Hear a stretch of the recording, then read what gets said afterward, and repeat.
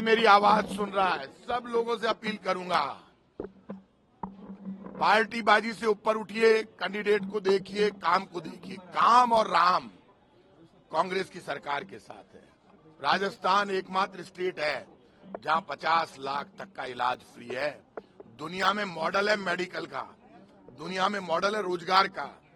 सच्चाई और ईमानदारी के साथ कांग्रेस और बीजेपी से ऊपर उठकर काम के आधार पर वोट करना चाहिए।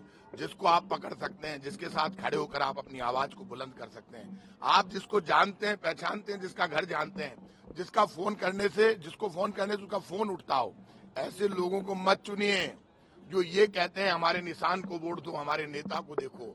हम ये कह रहे हैं, मैं खुद ये कह रहा हूं कि प्रताप सिंह खाचरियावास को देखो, प्रताप सिंह खाचरियावास के काम को देखो और फिर वोट करो। मेरे वोट की जिम्मेदारी मेरी है, मैं मरकर भी मेरे वोट के धर्म को निभाऊंगा, क्योंकि मैं कछावा वंश का क्षत्रिय भगवान राम का वंशज हूँ कि रघुकुल रीत सदा चली आई, प्राण जाए पर वचन न जाई। वचन मेरी ताकत है, वचन मेरा विश्वास है, वचन मेरा संकल्प है और वचन के दम पर मैं कांग्रेस की सरकार से भी लड़ूंगा, बीजेपी की सरकार से भी लड़ूंगा, लेकिन वोटर के सम्मान को निभाऊंगा। जब जयपुर के 2 टुकड़े हो रहे थे, जयपुर उत्तर दक्षिण हो रहा था, तब प्रताप सिंह खाचरियावास ने कहा था कांग्रेस की सरकार का ये फैसला मुझे मंजूर नहीं है।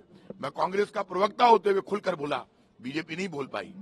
और जब स्टेट की बात हो तो दोनों पार्टियों के काम को देखना चाहिए और ऐसे कैंडिडेट देखने चाहिए जिनको थोप दिया गया है। आप बताइए, हालात ये जयपुर में ऐसे कैंडिडेट उतार दिए जिनको बीजेपी का कार्यकर्ता नहीं जानता, जिनको बीजेपी के नेता नहीं जानते, जनता नहीं जानती, घर नहीं जानती। इतना घमंड है बीजेपी को कि हम तो किसी को भी भेज देंगे। तो आप पत्थर को भेज दोगे तो पत्थर से सर फोड़ देंगे लोग। ये पाप है।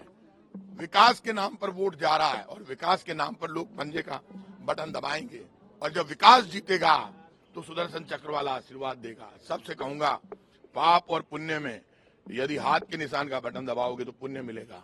मैं कह रहा हूं, मैं कोई संत नहीं हूं, मैं किसी संत से कम नहीं हूं। लोगों को बचाया, लड़ता हूं, लोगों के लिए मरता हूं। एक सच्चा आदमी खड़ा है।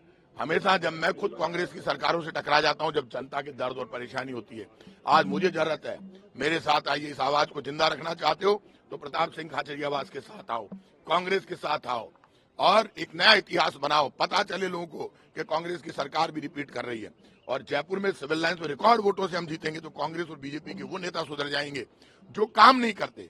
काम के आधार पर वोट पड़ेगा तो प्रताप सिंह खाचरियावास 50,000 वोटों से जीतेगा और सच्चाई और काम के आधार पर वोट पड़ना चाहिए। मुझे पक्की उम्मीद है, जिसका फोन 24 घंटे खुला रहता हो, जो कोरोना में अपनी जान लड़ा देता हो, जिसके दरवाजे 24 घंटे खुले रहते हो, मुख्यमंत्री खुद अशोक गहलोत कहते हैं, सब जानते हैं। आज ऐसे व्यक्ति को इतना गंदा गंदा बोलते हैं। मेरे ऊपर एक सिंगल केस नहीं है आपराधिक, एक सिंगल केस, और इन लोगों के खिलाफ मुकदमे दर्ज है।